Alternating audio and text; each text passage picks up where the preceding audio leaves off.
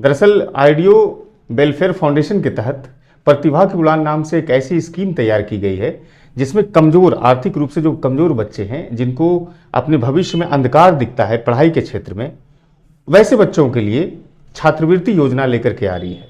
इसकी शुरुआत 15 जनवरी से हुई है और संभावना है कि अप्रैल में इसके छात्रवृत्ति के परीक्षा आयोजित किए जाएंगे। और इस पूरे वर्क फंक्शन को समझने के लिए हम जो आईडियो वेलफेयर फाउंडेशन के संरक्षक हैं डॉक्टर देवजीत मुखर्जी साहब, जिसे प्रोफेसर भी कहते हैं और मोटिवेशनल स्पीकर्स के तौर पर हम सभी लोग जानते हैं, न कि भागलपुर बल्कि बिहार में भी जानते हैं। तो ऐसी छात्रवृत्ति स्कीम्स को जब वो भागलपुर में लाए हैं कमजोर बच्चों के लिए, तो क्या है इसका वर्क फंक्शन हम समझेंगे और वैसे लोगों को हम ये चीज़ दिखाने की कोशिश करेंगे जिनको सही मायने में पढ़ाई के क्षेत्र में आर्थिक सहयोग की जरूरत है। सर, आईडियो वेलफेयर फाउंडेशन पहले आपदा प्रबंधन के क्षेत्र में काम किया, कंबल स्वेटर वितरण किए, कोरोना काल में बहुत सारे काम किए। जी। अब वैसे छात्रों को और वैसे छात्राओं का प्रतिभा निखारने के लिए एक स्कीम लाई है शहर में। जी। जैसा कि प्रेस कॉन्फ्रेंस में आपने कहा है कि हम हर प्रखंड में इसकी परीक्षा आयोजित करेंगे छात्रवृत्ति के तौर पर, और 2 खंड में हम एग्जामिनेशन इसका कंडक्ट करेंगे, 11वीं और 12वीं और 9वीं और 10वीं। क्या है पूरा वर्क फंक्शन, थोड़ा समझाइए डॉक्टर साहब।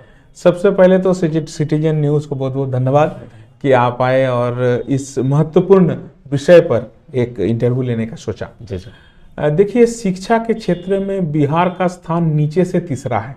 अगर सभी राज्य का देखें तो शिक्षा अभियान के तरह चलाने की जरूरत है। अभी शिक्षा के लिए अभियान चले, तो ये शिक्षा के लिए अभियान है, ये प्रतिभा की उड़ान, जहां हम लोग एकदम आप सही कहे 2 खंड में 9-10 के लिए अलग और 11-12 के लिए अलग। ये तमाम, कोई बार नहीं है कि सरकारी स्कूल का ही होगा, प्राइवेट स्कूल का, ऐसा कुछ नहीं। आप आओ, अपना प्रतिभा को दिखाओ। ऐसा नहीं है कि आप कमजोर हैं और आप में प्रतिभा नहीं है तो आपको स्कॉलरशिप देगा, ऐसा नहीं। आपको प्रतिभा दिखाने पड़ेंगे। पैसा के चलते आपका प्रतिभा मार खा जा रहा है, आप आगे नहीं बढ़ पा रहे। 13 लाख बच्चे इंटरमीडिएट पास करते हैं, लेकिन जब ग्रेजुएशन का बात आता है तो ड्रॉप आउट 50% से ज्यादा। ये तो सरकारी आंकड़े हैं। तो उस जगह पे कि आप में अगर क्षमता है, प्रतिभा है, सबसे पहला बात, आपकी गरीबी आपकी योग्यता नहीं है। आपकी गरीबी आपकी योग्यता नहीं है, लेकिन आपकी योग्यता को अगर ठेस पहुंचा रहा है गरीबी, तो उसके लिए सामने आया है आईडियो। तो आपको अपने कंधे रगड़ने पड़ेंगे। प्राइवेट स्कूल के बच्चे भी भाग लेंगे इसमें। आप अपना प्रतिभा दिखाइए, आप में क्या है। आपका जो शिकायत रहता है कि मुझे मौका नहीं मिलता है प्रतिभा दिखाने का, मेरा प्रतिभा घर के कोना में ही खत्म हो जाता है, उसको दूर करने के लिए ये प्रतिभा की उड़ान है। अगर आप में प्रतिभा है तो उसको उड़ान हम देंगे, उसको पंख हम देंगे। ये योजना है, हर प्रखंड में करेंगे। एकदम इतनी बड़ी योजना है जो आईडियो वेलफेयर फाउंडेशन आयोजित कर रही है, जिसका नाम प्रतिभा की उड़ान है। जी। हम देखते हैं कि सरकार की तरफ से जो स्टूडेंट क्रेडिट की बात होती है या फिर छात्रवृत्ति योजना की जो बात होती है, तो बिहार में ऐसे जो स्टूडेंट हैं उसके अनुकूल वो नहीं है, पर्याप्त नहीं है, हम कह सकते हैं दूसरे शब्दों में। जी।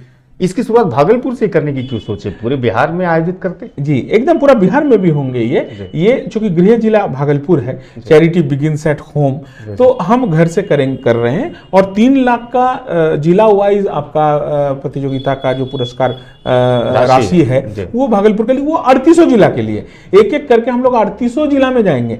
और एक एक जिला से प्रथम वर्ग मैंने 9-10 के लिए 53 बच्चे और 11-12 के लिए 53 बच्चे, मैंने 106 बच्चे हर जिला से हम लोग लेंगे और उनके बीच में फिर राज्य स्तरीय, जहां 10 लाख का हम लोग छात्रवृत्ति देंगे, फिर उस जो ये पास करेंगे, जो पुरस्कृत होंगे, उनको लेके हम लोग राज्य स्तरीय करेंगे। तो एकदम आपका बात एकदम जायज है। केवल भागलपुर नहीं, भागलपुर से शुरुआत है गृह जिला से, हम लोग सारे जिला में करेंगे, राज्य स्तर भी करेंगे। हम इंटर पास छात्रा और छात्रों दोनों को देखते हैं, स्टूडेंट्स को देखते हैं, मैट्रिक को भी देखते हैं। तो सरकार की तरफ से जो राशियां दी जाती है तो शायद कम है या ज्यादा है, इस बात का आकलन तो छात्र और छात्र के परिजन भी कर सकते हैं। लेकिन आपकी तरफ से जो 3 लाख का डिस्ट्रीब्यूशन रखा गया है राशि, उसमें से पहले स्थान पर कितना रखे हैं, दूसरे स्थान पर कितना रखे हैं, तीसरे स्थान पर कितना रखे? 50, 25, 15, फिर कुछ आपका सांत्वना पुरस्कार है।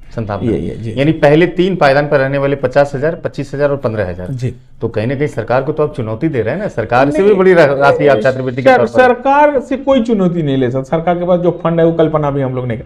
हम लोग एक जो ये बोले ना अभियान के तहत हम लोग हर ब्लॉक जा रहे हैं। हम लोग ये नहीं कि डिस्ट्रिक्ट लेवल में खाली कर ले रहे हैं या शहर से टच कर रहे हैं। हम लोग अभी मेरा टीम, हम लोग का टीम आपका नौगछिया, सुल्तानगंज, शाहकुंड, हर ब्लॉक में हम लोग जा रहे हैं कि नहीं, आप में अगर प्रतिभा है आप सामने आइए, जी। आप आइए। और इससे केवल पुरस्कार का बात नहीं, इससे आपका कॉम्पिटिटिव भावना जगेंगे, आगे जब आप कॉम्पिटिटिव परीक्षा देंगे डर दूर हो जाएंगे, इसका बहुत बड़ी बातें होंगी। और आप जो कुंठा में है कि हम सरकारी में हैं, हम प्राइवेट वाले से पीछे हैं, भले अभी लड़ाई लड़िए, हराइए उनको, कंपटीशन है ये। तो ये बहुत बड़ी बात हो रही है, उनके भीतर में हीन भावना भी दूर होंगे। अच्छा सर, परीक्षा का पैटर्न क्या होगा ये बताइए। ये तो पहले तो वस्तुनिष्ठ होंगे, अभी मैंने ऑब्जेक्टिव टाइप्स होंगे, और फिर जो हम लोग स्टेट लेवल करेंगे वो सब्जेक्टिव होंगे। इससे ज्यादा अभी नहीं बोलेंगे, बहुत ज्यादा नहीं बोलेंगे। अच्छा ये बताइए सर कि आपको नहीं लगता है कि सरकार को कहीं ना कहीं प्रतिभा उड़ान जैसी इस योजना स्कीम से सबक लेने की जरूरत है? एक सरकार है जो बिहार सरकार पिछले कई सालों से काम कर रही है और शायद जो रिक्वायरमेंट है स्टूडेंट्स को शायद उतनी पूरी नहीं कर पा रही है सर। सरकार अपने लेवल में कोशिश कर रहे हैं। अगर सरकार का आप जो स्टूडेंट क्रेडिट कार्ड आप बोल रहे हैं, आप सरकार की तरफ से जो फ्लो है वो है, लेकिन बच्चे लोग भी चूंकि इस तरह का कंपटीशन करके आया नहीं, उनके भीतर में वो भावना जागृत नहीं हुआ, 1 साल करके छोड़ दिया, 2 साल करके, वहां भी ड्रॉप आउट बहुत ज्यादा है। सरकार 4-4 लाख रुपया दे रहा है उस कॉलेज को, लेकिन वहां भी बच्चे ड्रॉप आउट होकर चले आ रहे हैं। तो मानसिक कोई भी परिवर्तन यहां पहले दिखनी चाहिए, तब वहां दिखे। तो हम लोग यहां दिखाने का प्रयास कर रहे हैं। तो एक तरह से ये सरकार को हेल्प भी करेगा, सरकारी योजना में हेल्प के तहत काम करेगा। और अगर मान ली ये दूसरे के लिए प्रेरणा स्रोत बने, दूसरे सरकार के लिए, किसी के लिए, तो हम लोग के लिए गर्व की बात होगी कि प्रतिभा के उड़ान से किसी को जो है कुछ इंस्पिरेशन मिला। इस तरह के ओपन जो कॉम्पिटिशन्स आप रखे हैं, जो प्रतियोगिता रखा है, तो एक सवाल ये भी उठता है बाजिब कि बिहार की शिक्षा व्यवस्था में गुणवत्ता कितना है? बच्चे वही क्वालिफाई कर पाएंगे जिसके पास क्वालिटी एजुकेशन है। जी, आप कैसे बच्चे में टैलेंट है। अगर मैथ आप अगर सिलेबस खाली देख लीजिए, बंगाल में 11-12 का जो सब सिलेबस है उसका बहुत सारा सिलेबस हमारे मैट्रिक में घुसाया हुआ है मैथ का। इसलिए सिलेबस में कहीं कोई कमी नहीं है, टैलेंट में भी कहीं हम लोग सामने ला नहीं पा रहे हैं। हम लोग सामने लाने का ये प्रयास कर रहे हैं, ड्रॉप आउट को रोकने का प्रयास कर रहे हैं। चलिए हम उस पर थोड़ी सी चर्चा कर लेते हैं। आइडियो वेलफेयर फाउंडेशन ये बनी कितने साल हुए? 2005 में। अभी लोग चूंकि नए नए हैं, जानते नहीं है उतना ज्यादा। 2005 में शादाब हैदर जी महासचिव हैं और ये उनका एक सोच थी और फिर उन्होंने टीम तैयार किया। हम इसमें संरक्षक के रूप में लास्ट 5 साल से जुड़े हुए हैं, 17 से सर हम जुड़े हुए हैं। सर डिजास्टर के डिपार्टमेंट में काम किया, आपदा के डिपार्टमेंट में काम किया, कैसे सोच आई कि अब एजुकेशन लेवल पर काम होना चाहिए? जी एकदम बहुत सुंदर। हम लोग एजुकेशन लेवल में भी काम कर रहे थे। हम लोग चैरिटी शो भी बहुत किए, बहुत तरह का सांस्कृतिक काम भी हम लोग किए, नॉट ओनली डिजास्टर, हम लोग हर लेवल में। लेकिन ये जो काम हम लोगों ने शुरू किया, जब हम लोग के सामने ये चर्चाएं आई कि भाई पीछे से हम लोग तीसरे पायदान पर है, अब क्या अंतिम के लिए हम खड़े हैं और हम लोग चुपचाप देखते रहेंगे एक जागरूक संस्था होते हुए? तो शादाब हैदर जी ने हम लोग के साथ बात किए और फिर हम लोगों ने इसको हाथ में लिया कि चलिए एक मेगा छात्रवृत्ति योजना, केवल छात्रवृत्ति नहीं, मेगा छात्रवृत्ति योजना, जहां हम लोग कोशिश कर रहे हैं कि एक एक जिला में 10-10 हजार पार्टिसिपेंट आए। तो सोचिए 38 जिला में कितने आदमी पार्टिसिपेंट बन सकते थे। एक मेगा छात्रवृत्ति योजना, एक अभियान, तो हम लोग शिक्षा के लिए जी जी। तो इसको बड़ा करने के लिए फिर राज्य स्तर पर भी इस तरह के स्कीम्स को लाएंगे? हर एक जिला में होगा, फिर उसमें से जो जीत के आएंगे उसको लेकर राज्य स्तरीय प्रोग्राम। अच्छा, एक आखिर में एक सवाल सर, कहते नहीं कोई भी स्कीम से कोई भी सोच को तभी सार्थक या फिर सफल माना जाता है जब तक कि आम लोगों का उसमें सहयोग ना हो।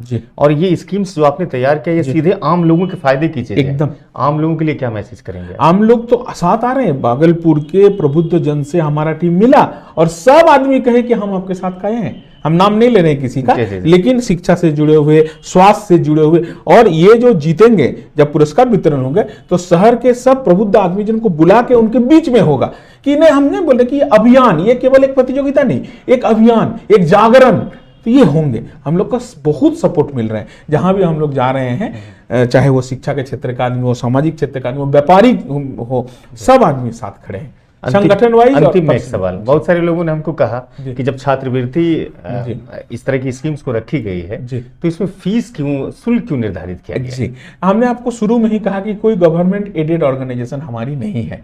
ये जो फीस लिया जा रहा है इससे ज्यादा इसको कंडक्ट करने में खर्चा होंगे। ये ऑडिटेड संस्था है, एक एक पैसा का हिसाब आपका है। अभी भी हम लोग जितना भी काम किए हैं, चाहे हम ही डोनेट किया या सादाब जी ही डोनेट किया, कोई भी डोनेट किए, वो पैसा और जो खर्चा हुआ, अभी हम आपको कह रहे हैं 200 रुपये हम लोग फीस ले रहे हैं, लेकिन परीक्षा खत्म होते होते इसको ऑर्गेनाइज करने में पर हेड 200 से ज्यादा खर्चा होंगे। तो उस खर्चा को लिया जा रहा है। ये प्रॉफिट ओरिएंटेशन नहीं है, लेकिन इस खर्चा को हम लोग निकाल रहे हैं उससे। ये नहीं निकालेंगे तो फिर आगे हम लोग नहीं कर, दूसरे जिला में कैसे करेंगे? तीसरे भागलपुर मान लें हम लोग कर भी लें, लेकिन फिर दूसरे जिला में कैसे कर पाएंगे?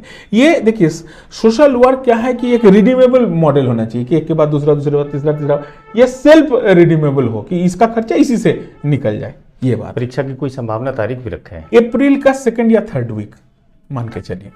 जी, बातचीत करने के लिए बहुत बहुत शुक्रिया। बहुत बहुत धन्यवाद इतना सुंदर क्वेश्चन करने के लिए। तो ये डॉक्टर देवजीत मुखर्जी साहब थे, जो कि प्रोफेसर के रूप में भी जाने जाते हैं। हमारा प्रयास कैसा लगा, हमारी बातचीत कैसी लगी? फेसबुक पर अगर आप देखते हैं हमारे वीडियो को तो साझा करिए, अपने कमेंट जरूर हमारे इनबॉक्स में लिखिए, और हमारे चैनल पर अगर आप नए हैं तो सब्सक्राइब जरूर कीजिए। धन्यवाद।